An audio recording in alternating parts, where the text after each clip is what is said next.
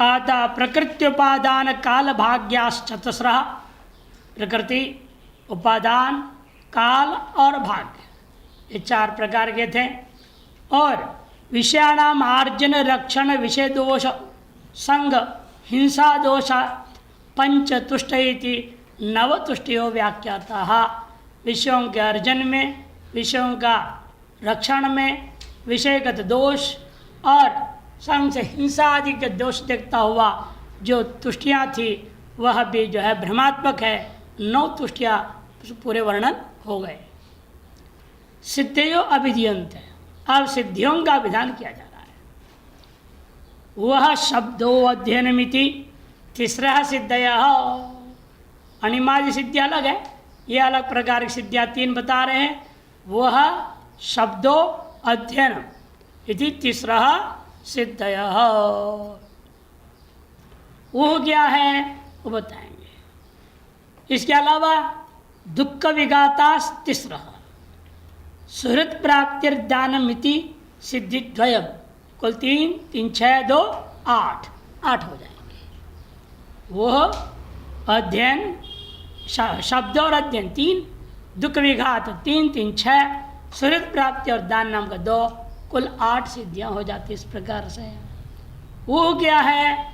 वह तत्व जिज्ञासमानस्य उपदेश मंत्रेण जन्मांतर संस्कार वशात प्रकृत्यादि विषय ज्ञान उत्पद्यते सेयम ओहो नाम प्रथमा सिद्धि ही। तत्व की जिज्ञासा होने पर किसी से उपदेश प्राप्त किए बिना ही जन्मांतरीय संस्कार की वजह से प्रकृति आदि विषय का ज्ञान उत्पन्न हो जाए, उसका नाम ऊ है। सेयम वह नाम प्रथमा सिद्धि। और शब्द नाम के दूसरे शब्दों नाम अभ्यास मंत्रेण श्रवण मात्रा यत यंत्पत्ते सा द्वितीया सिद्धि ही। शब्द नाम की सिद्धि है। ये क्या है? ये एक बार सुनता है, उसको अभ्यास करने की जरूरत नहीं। जैसे गुरुमुख ने सुना दिया अयुन रे के ओंग, आगे बाद में जाके अभ्यास करने की जरूरत नहीं।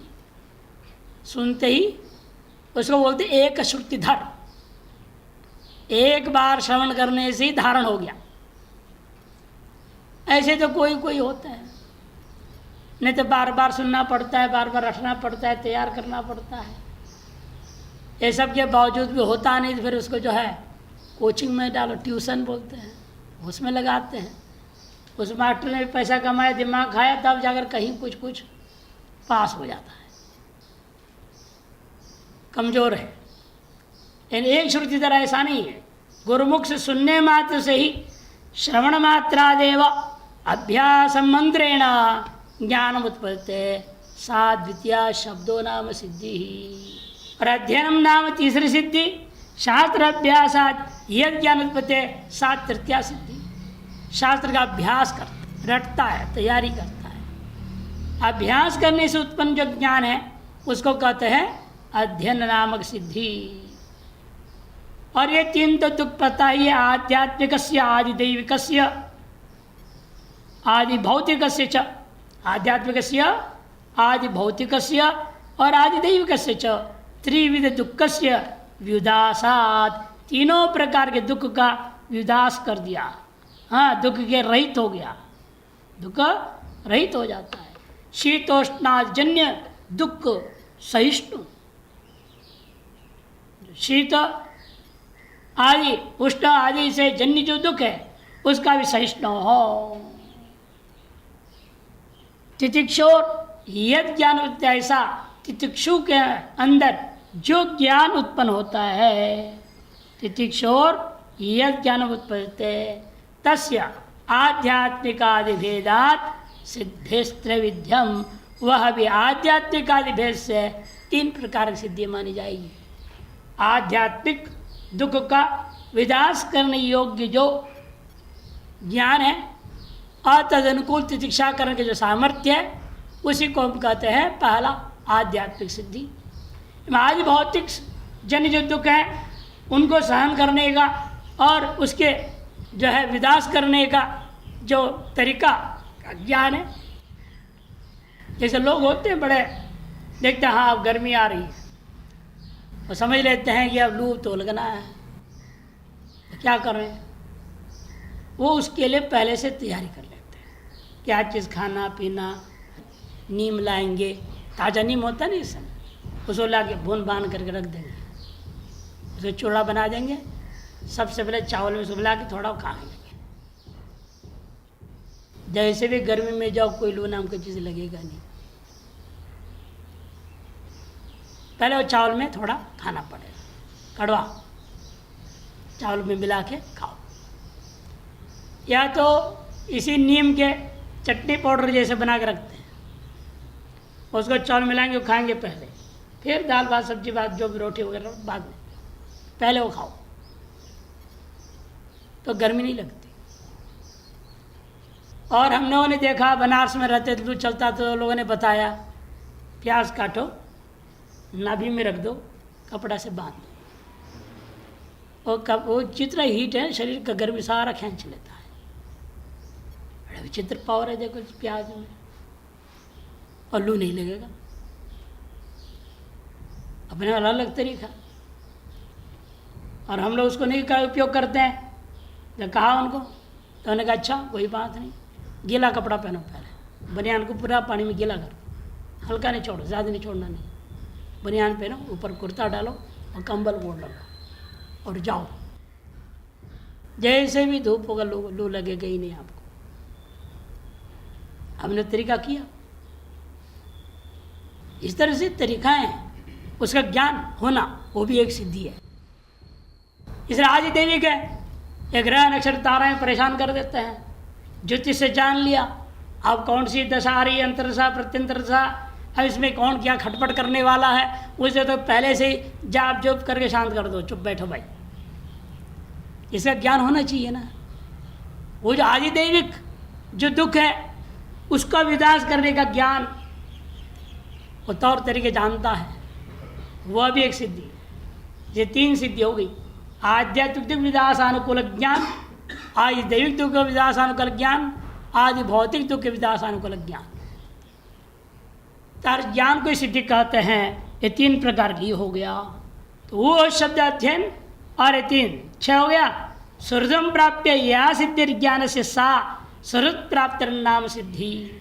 सुहृद पुरुष प्राप्त हो जाए जीवन में, और ऐसे पुरुषों के माध्यम से प्राप्त ज्ञान है, जीवन का जीने का शैली सुहृद पुरुषों से प्राप्त हो जाता है। वो आदर्श में पुरुष होते हैं, वो जीवन जी के सिखा देते हैं। उनके साथ में रहकर उनके जीवन को देखने से ही सीखने को मिल जाता है।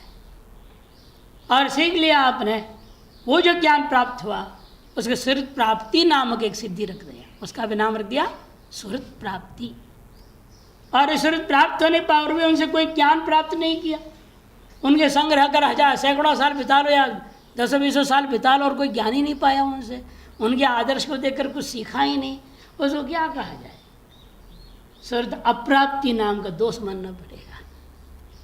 प्राप्त हुआ भी अप्राप्त ही है उसके लिए। सुहृद प्राप्ति नाम को वह है जब सुहृद के प्राप्त होने के अनंतर उनसे जो ज्ञान की प्राप्ति कर लेता है उस सिद्धि को सुहृद प्राप्ति कहते हैं। आचार्य हित वस्तु प्रदानेन या सिद्धि विद्या सा दानम नाम सिद्धि। आचार्य को हित वस्तु प्रदान करने के द्वारा वो जो विद्या देते हैं वह विद्या से जो आपको ज्ञान प्राप्त होता है उस ज्ञान का नाम दान नामक सिद्धि। गुरु को आपने उनकी हित वस्तु दान दे दिया, गुरु दक्षिणा दे दी, उसे प्रसन्न होकर जो विद्या देते हैं उस विद्या जन ज्ञान का भी एक नाम सिद्धि है, उस सिद्धि का नाम दान सिद्धि। आचार्य के हित वस्तु प्रदानेन या सिद्धि विद्या, जो विद्या की सिद्धि प्राप्त हो जाती है सा दानम नाम सिद्धि। इस 8 सिद्धियां हो गई, ये अनिमाय से अलग है। एवं अष्टविद्या सिद्धि व्याख्याता एवं विपर्यय अशक्ति तुष्टि सिद्ध्याख्या 50 प्रत्यवेदा व्याख्याता। इस प्रकार से 50 प्रकार के जो विपर्य आदि हैं उनका वर्णन हो गया। एवं ब्रह्म पुराणे कल्पोपनिषद व्याख्यान प्रदेशे षष्टितमाध्याये 50 प्रत्यवेदाः प्रतिपादिताः। इस प्रकार से जो आपको सुनाया गया है यह प्रक्रिया ब्रह्म पुराणांतर्वर्त के कल्पोपनिषद व्याख्यान के प्रदेश में षष्टितम अध्याय 60वें अध्याय में 50 प्रत्ययों के भेद को प्रतिपादन किया गया है। अथवा अब इसी भेद को दूसरे ढंग से कटाएंगे। शतार्धारम का दूसरी व्याख्या 50 की एक व्याख्या होगी ब्रह्म पुराण के अंदर अभी तक जो सुना है कल और आज। इससे आगे दूसरी व्याख्या बता रहे हैं वह 50 प्रत्यय भेद का। उन्होंने क्या कहा, 50 शक्ति रूपाणी इति त्वरस्य या शक्तिया पुराणे स्वरूपत्वेन अभिमताः 50 शक्त्य अराइव यस्य तम शतार्धारम, ऐसा उन्होंने कहा। 50 शक्तियाँ हैं परमेश्वर के, 50 प्रकार की प्रमुख शक्तियाँ हैं। उनको भी घटा करके 5 कहा गया, सृष्टि, स्थिति, लय, अनुग्रह, निग्रह, ये प्रमुख 5 है। इन्हीं का विस्तार 50 शक्ति करके वर्णन किया जाता है। वे जो 50 शक्तियाँ हैं परमात्मा के परस्य या शक्ति है पुराणे स्वरूपत्वेन अभिमता, पुराण में वो परमात्मा के स्वरूपगत शक्तियाँ करके व्याख्यान किया गया है। वे 50 शक्तियाँ वे अरांग के समान यहाँ पर सृष्टि के संचालन में काम करने से ताश अरांग वाला वह परमात्मा है। इसे परमात्मा के नाम हो गया शतार्धारम। 20 प्रत्यराभिः, 20 प्रत्यराभिः। अब आ गया 50 हो गया। अब आगे शतार्धारम की व्याख्या हो गया। शतार्ध बने 50, उन अराओं की व्याख्या हो गया, 2 व्याख्या कर दिया। अब अगले मंत्रगत जो अगला शब्द है 20 प्रत्यराभिः, 20 प्रत्यराएँ हैं। प्रत्यराएँ कहते हैं उन अराओं को जोड़ करके बनाए रखने के लिए जो आप जो है रिपीट यूज़ करते हैं। कील जैसा होता है, वो टोके से इधर दबा देते हैं ताकि निकले ना, उसका रिपीट कहते हैं अंग्रेजी में। हिंदी में भी रिपीट ही बोल देते हैं, हमने यही सुना है। कोई अलग शब्द सुना ही नहीं उसका आज तक। होगा कोई, पता नहीं क्या है, मालूम नहीं मालूम। रिपीट ही बोलते हैं ना हिंदी में भी, हाँ यही बोलते हैं। उसे ठोकते हैं और इधर उधर गोल गोल, उधर गोल सिर होता है, सीधा होता है, उसको डाल ठोक देते इधर भी गोल बन जाता है और अब वो निकलेगा नहीं बाहर, पकड़ लेता है, वहीं रुक जाता है। वो जो अराउंड को जोड़ने की तरीका इस्तेमाल होता है ना, उसका नाम प्रत्यरा। वो कील जैसे होता है, उसका नाम प्रत्यरा। 20 प्रत्यय अराहा, कौन है वो? 10 इंद्रियाणि तेषांच विषयाः, 10 इंद्रियां और उनके विषय ही हैं जो हमको बांध के रख रहे हैं। जैसे राम को बांध के रखने वाले कील होते हैं, वैसे ये 10 इंद्रियां और उनके जो 10 प्रकार के विषय हैं, कुल मिला के 20, ये हमको बांध के रखने वाले होने से उनको प्रत्यराओं के सदृश बता दिया। शब्द, स्पर्श, रूप, रसगंध। और 5 हो गया वचन, आदान, व्यरणोत्सर्गानंद और आनंद लिंग का। पूर्वोक्ता नाम अराणाम प्रत्यरा ये प्रतिविधीयन्ते कीलका। देखो संस्कृत में कीलक भी बोल देते हैं उसको। जो पूर्वोक्त राय हैं उनको ये जो प्रत्यय क्या करते हैं? प्रतिविधीयन्ते, माने कीलका अराणाम दाढ़्याय, वे कीलक के समान हैं जो अराओं को दृढ़ता पूर्वक बांध के रखने के लिए होते हैं। ये ते जो हैं उन्हें कहा जाता है प्रत्यरा इत्युच्यन्ते। तय प्रत्ययुक्तम, इन प्रत्यराओं से युक्त यह परमात्मा है। और उसके आगे है अष्टकैर षड्भिः युक्तम इति योजनीयाम, और 6 अष्टकों से युक्त है। ये 6 अष्टक कौन से हैं? पहला अष्टक बता रहे प्रकृति अष्टक नाम से। भूमिरापनलो वायु खम मनोर्बुद्धिरेव च अहंकार इतियम में भिन्ना प्रकृतिरष्टदा। गीता के 7वें अध्याय के 4थे श्लोक में अष्टदा प्रकृति जो बताया गया, इसका नाम पहला अष्टक है, प्रकृति अष्टक नाम से। इति प्रकृति अष्टकम। दूसरा अष्टक है धात्वष्टक, इस शरीर में धात्वष्टक होता है। त्वक, चर्म, मांस, रुधिर, मेदा, अस्थि, मज्जा, शुक्राणी थी धात्वष्टकम। ये 8 जो है धात्वष्टक आपके शरीर निर्माण की। अणिमादि ऐश्वर्य हम देखो, ये अष्टकम, ये अलग है, ऐश्वर्य अष्टकम कहा जाता है। इसको क्या कहेंगे? ऐश्वर्य अष्टकम। अणिमादि, अणिमा, महिमा, गरिमा, लघिमा, प्राप्ति, प्राकाम, ईशित्व और वशित्व नाम के 8 सिद्धियां जो होती है उनको यह अलग ले लिया ऐश्वर्याष्टक नाम से।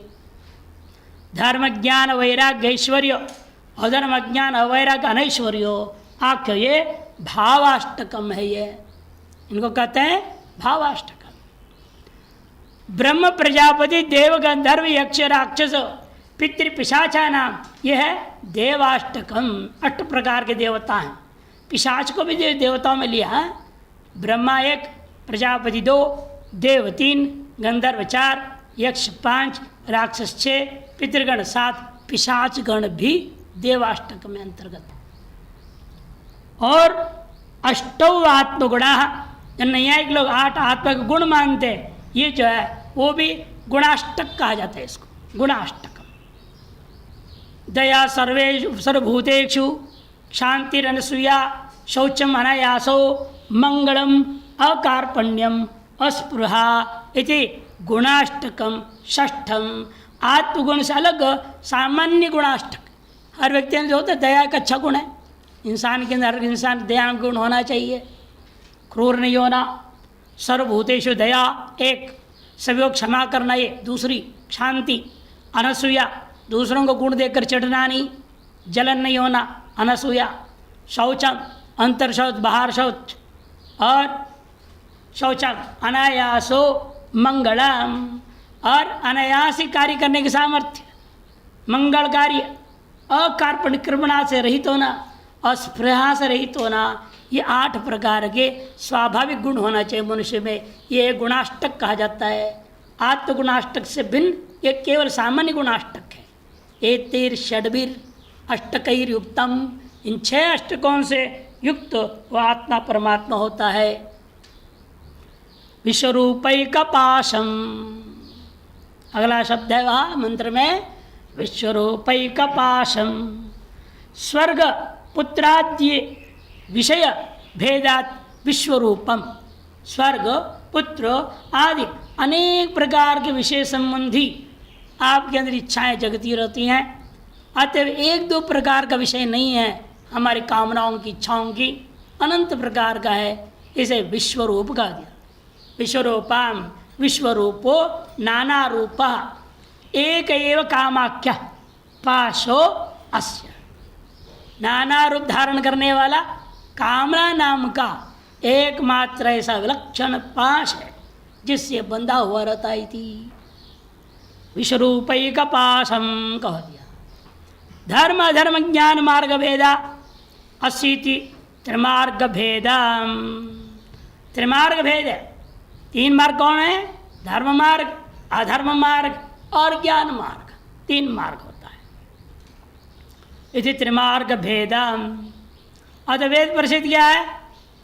उत्तरायण मार्ग, दक्षिणायन मार्ग और जयस्व मृयस्व मार्ग। त्रिमार्ग भेदम द्विनिमित्तैकमोहम। अंतिम शब्द है मंत्र का द्विनिमित्तैकमोहम। द्वयो पुण्य पापयोर निमित्तैकमोह। पुण्य और पाप निमित्तक नियत रूप से जो मोह होता है उसको कहते हैं द्विनिमित्तैकमोह। इन 2 पुण्य पाप रूपी निमित्त के कारण से एक मने नियत, नियमित रूप से जो मोह होता है। देहेंद्रिय मन बुद्धि जात्यादिषु अनात्मसु आत्माभिमानो अस्सीति। मोह क्या चीज़ है? मोह का भी वर्णन कर रहे हैं कि जो देह आदियों में, इंद्रिय में, मन में, बुद्धि में, जात्यादियों में, अनात्माओं में, ये सब क्या है? आपके अनात्माएं हैं। इन अनात्म देह, इंद्रिय, मन, बुद्धि, जात्यादि ब्राह्मण आदि जाति को लेकर के, हाँ, जात्यादि निमित्तक जो आत्माभिमान है इन अनात्माओं में आत्मबुद्धि जो होता है यही है दिनमित्तैक मोहम। ये क्यों होता है? पुण्य पाप के कारण से ही होता है। अपश्यन्निति क्रियापदम सर्वत्र अनुवर्तते। अपश्यम करके पूर्व मंत्रस्थ को सभी के साथ जोड़ दो। ऐसे उस परमात्मा को अपश्यन अनुभव करते हुए, अथवा अगले मंत्र के अंत में आ रहा है अधिमोह। अधिमैति उत्तर मंत्र सिद्धम उत्तर मंत्र सिद्धम व क्रियापदम। उत्तर मंत्र में जो श्रुत है ऐसा जो क्रियावाचक पद है अधिमह, उसको अध्यार कर लेंगे यहाँ और प्रत्येक के साथ अधिमह जोड़ देंगे। त्रिमार्क भेदम अधिमह निमित्तैक पाशम अधिमह, सबके साथ क्रिया पे जुड़ेगा। अब अगले के लिए अवतरण का दे रहे हैं। पूर्व अब इस चौथे मंत्र में आपने क्या देखा? चक्र का रूपक के माध्यम से आत्म तत्व ब्रह्म तत्व को बताया। कैसे ब्रह्म तत्व है, उसमें किस प्रकार से यह अध्यारोप हो रखा है, उस अध्यारोप के कारण से किस प्रकार से जीव बंधा हुआ है और उसको मुक्त होने की प्रक्रिया, इन सब को नीति नीति से काटने के अलावा और कुछ नहीं है। उसी ब्रह्म को समझाने अब नदी रूपक देंगे। ये ब्रह्म कैसा है? नदी के जैसा है, गंगा नदी के जैसा है ब्रह्म। अच्छा, गंगा नदी जैसा है? नदी में तो लहर होता है, भंवरे पड़ते हैं, बहुत कुछ होता है। क्या सादृश्यता है? तो सुनो, पंच स्रोतोम्भुम पंचयोन्युग्र वक्राम पंच प्राणोर्मिम पंच बुद्ध्यादिमूलाम पंचावर्ताम पंच दुःखौघवेगाम पंचाशद्भेदाम पंच पर्वामधीमः पंच स्रोतोम्भुम पंचयोन्युग्रवक्राम पंच प्राणोर्मिम पंच बुद्ध्यादिमूलाम पंचावर्ताम पंच दुःखौघवेगाम पंचाशद्भेदाम पंचवर्वामधीमः पंच पर्वामधीमः पंच स्रोतोम्बुम पंचयोन्युग्रवक्राम पंच स्रोतोम्बुम, अम्बु के जल के जो स्रोत है, 5 स्रोत है इस जल का। नदी के जल के स्रोत 5 है। जो नदी कहाँ है, कहीं ना कहीं स्रोत होते हैं ना इसके भी। एक गंगोत्री में निकल रहा है, क्या उतने से काम चलेगा? अब यमुनोत्री में जाओ तो और बुरा हालत है। फिर करके वो पत्थर से निकलता है जल, धार है नहीं, छिद्र छिद्र जैसे उनमें से गर्म पानी फिर करके फेंक रहा है। जैसे फुवारा नहीं होता, फुवारे से निकलते वैसे निकल रहा है। वैसे क्या नदी चलेगा? 100 मीटर के बाद सब सूख जाएंगे। उधर से एक दूसरा आ रहा है ठंडा, वो ठंडा आगे गर्म मिल के चल जाता है। फिर वो भी कितना दूर तक जाएगा? जगह जाने को स्रोत आते मिलते रहते हैं। जैसे आज अलकनंदा निकली, फिर पंच प्रयाग हुआ, अलग अलग प्रयागों में अलग अलग नदियाँ मिल रहे हैं। फिर जैसे गंगा आई, देवप्रयाग में मिली, वो चल पड़ी, उसके भी कितने जगह जगह स्रोत गिर रहे हैं। सैकड़ों स्रोत होते हैं, जब जाके नदी समुद्र तक पहुँचने में समर्थ होता है। क्या स्रोत ही नहीं, उसे अनेकों नदियाँ आके मिल जाते हैं, तब जाके दमदार होते हुए चलते हैं। जैसे यहाँ स्रोत कौन है? जैसे आत्मा रूपी नदी का कहते ज्ञानेन्द्रियाँ आया, ये पंच ज्ञानेन्द्रियाँ ही स्रोत के समान है। पंचयोन्युग्रग वक्राम, और इन पंच इंद्रियों के पीछे जो कारणीभूता 5 जो भूत है, पंचभूतों के कार्य इंद्रियां, सब पंचयोनि, इन इंद्रियों के 5 कारण पंचमहाभूत। वो कैसे है? वो उग्र वक्राम, उग्र भी है और वक्र भी है। जैसे गंगा नदी की प्रवाह कैसे होता है, कोई भी नदी की प्रवाह वक्र होता है, यूँ सीधा। कहीं देखा आपने आज तक कोई नदी यूँ सीधा जाता हो, वो सीधा समय से निकला फट समुद्र में सीधे चला जाए, ऐसा होता है। वो टेढ़े मेढ़ भास चलता है, वक्र मार्ग है। इन भूतों का खेल भी ऐसे, पंचभूत बड़े वक्र गति से व्यवहार होता है। वायु तो देखते ही हैं वक्र गति की है ही, जल वक्र गति होता ही है। पृथ्वी जब वक्र गति धारण करते तो भूकंप होने लगे, सब स्वाहा होते जाते हैं, उग्र भी हो जाते हैं। ये पंचभूत जब उग्र होते हैं तब उत्पात हुआ करता है, अनेक प्रकार का उत्पात कहा जाता है उसको। इसलिए पंच इंद्रियों के कारण तो पंचभूत उग्र और वक्र हैं, जो वे मानो नदी के अंदर जो उग्रता और वक्रता के सदृश होने से उनसे उसकी दृष्टि करना है। पंच प्राणोर्मिम, पंच प्राण में कर्मेंद्रिया, ये उर्मिया, ये कर्मेंद्रिया ही बड़ी लहर के समान से, उर्मी के समान है। अनेक प्रकार व्यवहार करने में प्रवृत्त होता है, शुभाशुभ होता है ना। उर्मिया भी क्या है, कहीं शुभ और अशुभ होते हैं। कहीं लहर देखो शांत जा रहा है, हाँ आपको अच्छा लगता है सुबह, कहीं से लहर होते देख के आदमी पीछे हट जाता है, यानी जाना नहीं, वहाँ खतरा है। कहीं उग्र है, कहीं वक्र है। जैसे उर्मिया है वैसे यहाँ भी है।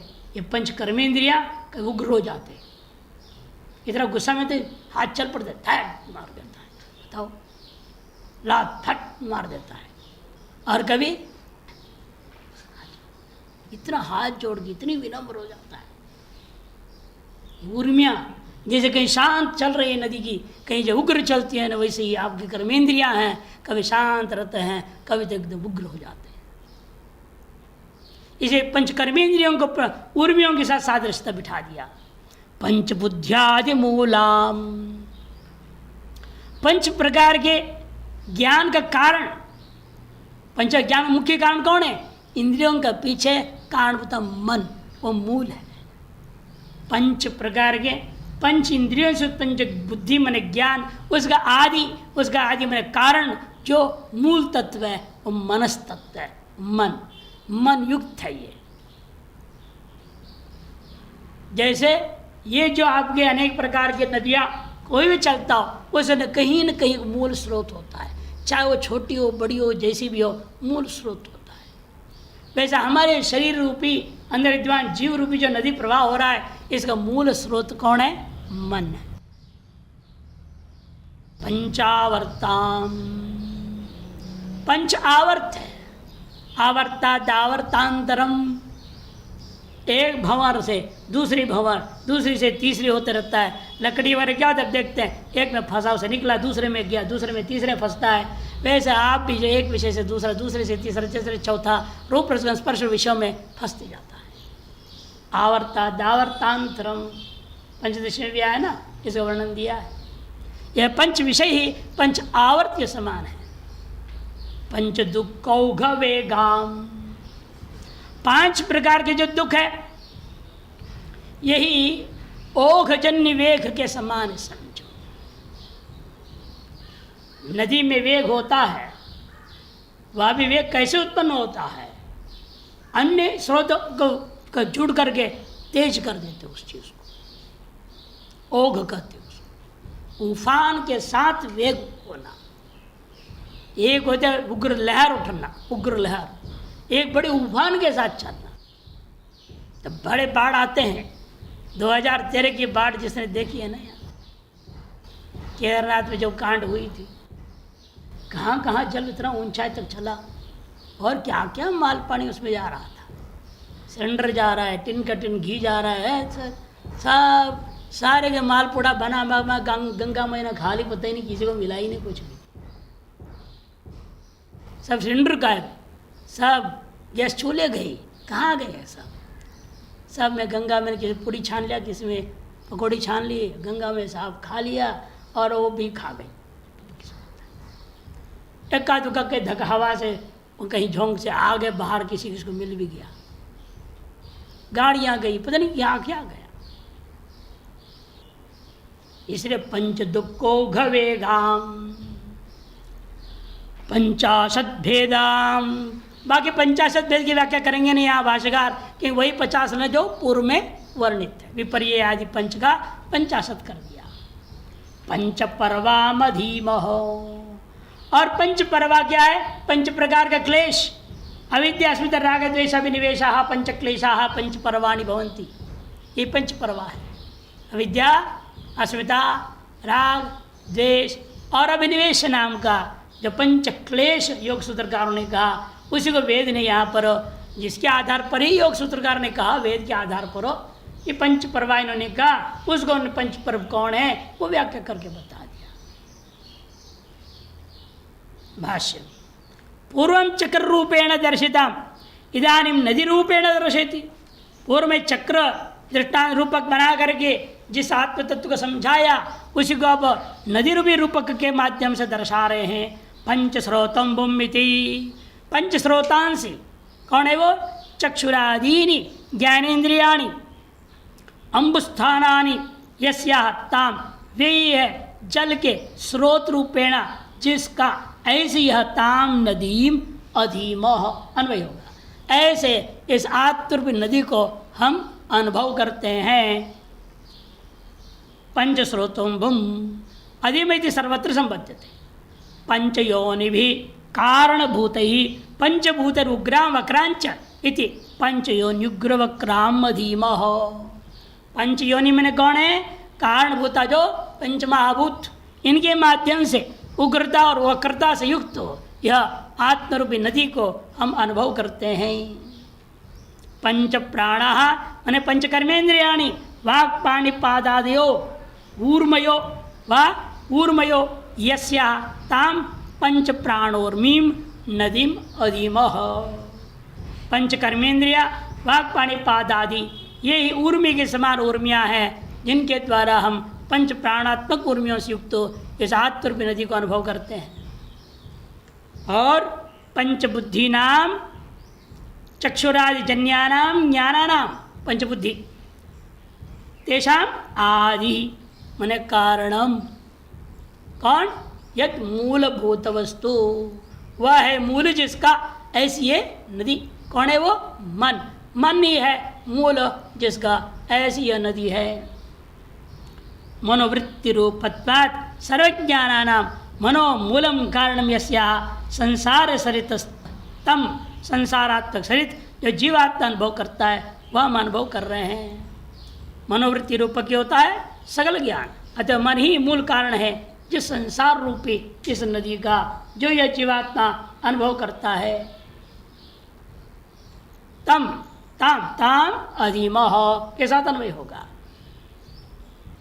तथा च मन से सर्व हेतुत्व दर्शेति, मन ही सकल का कारण है, यह बात को दर्शा भी है। देखो मांडव्य कारिका का थोड़ा अंतर है यहाँ पर, यह श्रुति है और मांडव्य कारिका इसी को लेकर के अंतर करके बोल दिए। तीसरे अध्याय तीसरे प्रकरण का 31वां श्लोक है, वहाँ पर मनो दृश्यमिदम द्वैतम, वहाँ ऐसे मनो दृश्यमिदम द्वैतम, ये अंतर है, दृश्यमिदम द्वैतम। और यहाँ श्रुति कार्य मनो विजृंभितम सर्वम, शेष वही का वही कारिका, और इसमें कोई अंतर नहीं है। यत्किंचित सचराचरम मनसो ह्यवनी भावे द्वैतम नैवोपलभ्यते। बाकी सब समान शब्दावली है, केवल प्रथम पाद के दूसरे और तीसरे शब्द में अंतर किया, बाकी सब वही है। अच्छा, श्रुति को ही लिया है, लेकिन अपना प्रकरणानुसार है ना, वहाँ कारिकाकार गौड़पादाचार्य ने 2 पदों को बदल करके रख दिया। अर्थ वही है, अर्थ में कोई फर्क नहीं। मनो विजृंभितम सर्वम कहो या मनो दृश्यम इदम द्वैतम, मन का विलास रूपा ये समग्र जगत है, या मन के द्वारा परिदृश्यमान ये समग्र जगत है। ऐसा जो यह जो कुछ भी चराचर जगत वो ऐसा है। अतः मन जब अमनी भाव को प्राप्त कर लें तो द्वैतम नैवोपलभ्यते इति। अब पंच शब्दादियो विषयाः आवर्तस्थानीयाः तेषु विषयेषु प्राणिनो निमज्जन्ति इति यस्यातां पंचावर्ताम। 5 आवर्त कौन है? कहते पंच शब्दादयो, 5 शब्दादियों को पंचावर्त कहते हैं। 5 शब्दादि विषय व्यावर्त क्यों है? आवर्त स्थानीय, क्योंकि तेषु विशेष प्राणिनो निमज्ज निमज्ज निमज्जन्ति थी, बार बार इन विषयों में डुबकी लगाते रहते, फंसते रहते हैं, उसे निकल ही नहीं पाते। जैसे आवर्त से निकलेगा तब तक किनारे लगेगा, यदि आवर्तांतर जाते रहे तो जाते ही रह जाएगा।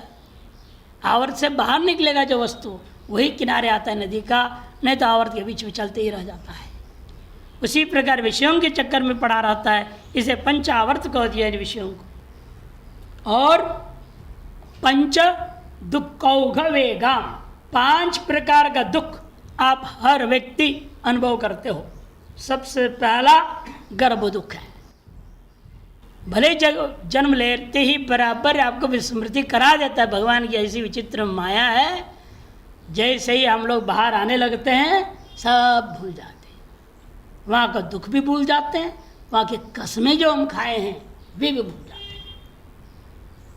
वहाँ का दुख कैसा है और वो क्या कसम हम खाए हैं, हमें याद दिलाता है गर्भोपनिषद।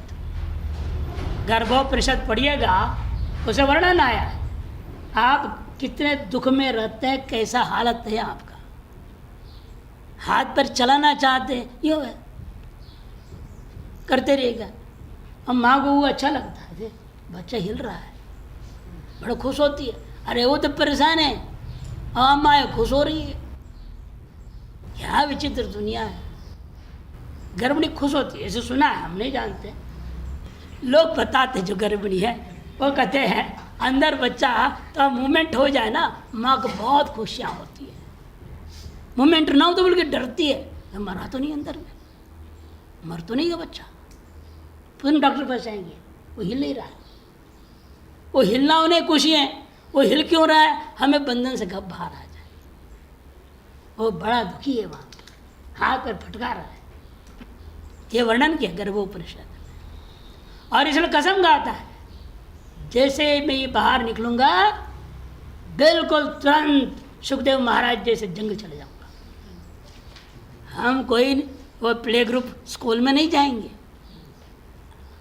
कोई स्कूल कॉन्वेंट स्कूल है, सरकारी स्कूल, मिलिट्री स्कूल, कोई स्कूल नहीं जाऊंगा, सीधे जंगल जाऊंगा।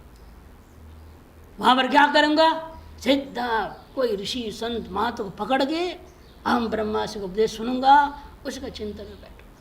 ऐसे ऐसे कसम खाया और बाहर आ करके फिर प्ले ग्रुप में चला गया। गर्भोपनिषद पढ़ेंगे पता चलता है गर्भ दुख क्या है और वह कसम क्या खाया है। दूसरा जन्म दुख, जन्म भी एक दुख है, गर्भस्थ रहना भी दुख था, जन्म लेना भी दुख है। वो संकुचित छिद्र से इतना बड़ा शरीर बाहर आ रहा है, कितना बड़ा कष्ट होता होगा। या आप ये अंगुली देखो ना, कहीं फंस जाए और उसे निकालने में कितना परेशानी, कितना दुख होता है। जैसे अंगूठी आदि लगा लेता आदमी और थोड़ा बहुत मांस बढ़ गया, साबुन लगा, ये लगा, किस देर निकाल उसको उसमें से। अब वहाँ तो इतनी बड़ी चीज़ को उतनी बड़ी छिद्र लगभग उसमें से निकालने में परेशान हो रहे हो, और वह छोटा सा छिद्र से कितना बड़ा सा शरीर निकल रहा है, कितना कष्ट होगा। जन्म दुखम जरा दुखम, और जैसे जैसे निकल गए, बड़े भी हो गए, अब बुढ़ापे का दुख है। लाठी लो, कहीं घुटने का दर्द, कहीं कुछ दर्द, जिंदगी भर भी एक नई बीमारी, अंत में तो बीमारियों की तो बाढ़ आ जाती है। जरा दुखम, व्याधि दुखम, मरण दुखम इति पंच दुखानि। इन व्याधि जन्य दुख होगा और अंत में मरण दुख है।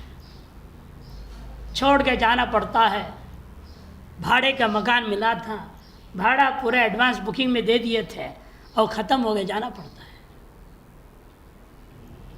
जैसे उतने 5 साल के लिए कोई मकान लिया, हो गया तो मालिक क्या गया, निकलो बाहर, 5 साल पूरा हो गया आपका, चलिए। वैसे हम लोग भी जिसे प्रारब्ध कर्म कहते हैं, वो हमने एक तरह से एडवांस पेमेंट वो यमराज जी के हाथ में दे दिए हैं। यमराज जी इंतज़ार करते रहते हैं, ये प्रारब्ध कर्म पर पेमेंट जो कर रखा है कैसे ख़त्म हो, उसको निकाल दो यहाँ से। जैसे मरण दुख, 5 प्रकार के दुखानी एव ओघ वेगो, ओघजन्य वेग है, यस ताम पंच दुख उघ वेगाम, पंच दुख जन्य ओघ से उत्पन्न जो वेग है वो वेग वाले ऐसा जो संसार पे नदी जैसा आता है कल्पिता आत्मक में अधीमो हो। अविद्यास्मिता राग द्वेषाभिनिवेशा पंच क्लेश भेदा पंच पर्वाणि अस्याः, इसके पंच पर्व विशेष 5 मोड़ वही है जो अविद्यास्मिता राग द्वेषाभिनिवेश नाम का 5 विशेष पर्व के समान पर्व है, मोड़ के समान मोड़े नदी का समझ लो। ऐसे संसार रूपी नदी में हम लगातार लगे हुए हैं और तारस आत्मा एतारस नदी रूपक से युक्त है जो उस आत्मा को हम शास्त्रों से समझते हैं, अधिमः पढ़ते हैं, जानते और अनुभव करते हैं। एवं तावत नदी रूपेण ब्रह्मचक्र रूपेण च कार्यकारणात्मकं ब्रह्म सप्रपंचम यह अभिहितम। इस प्रकार से नदी रूपक के द्वारा और ब्रह्मचक्र रूपक के द्वारा कार्यकरणात्मक यह ब्रह्म जो है उसके सप्रपंच या विस्तार रूपेण कह दिया गया है।